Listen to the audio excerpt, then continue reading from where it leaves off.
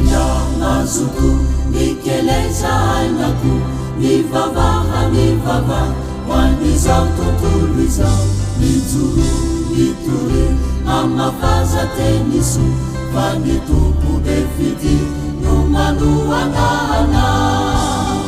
sarondrany lalanao kanefa matoky tompo mandrandrao ny masonao fa mbola ao ny tomposo izy no aminao ka hampandresy izao no mahereza fa ny tompo bombanao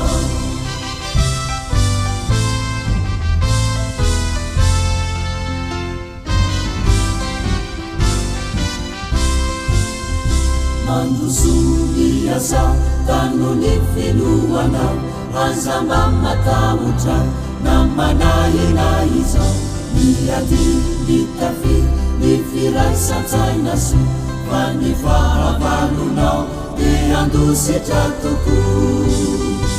aza kevekivi fona fa ny tomponao de ao mampahery lalandava ary totsy mamandao